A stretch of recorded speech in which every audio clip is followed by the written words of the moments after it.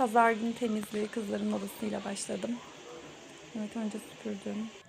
Halıları kaldırdım, sonra sildim.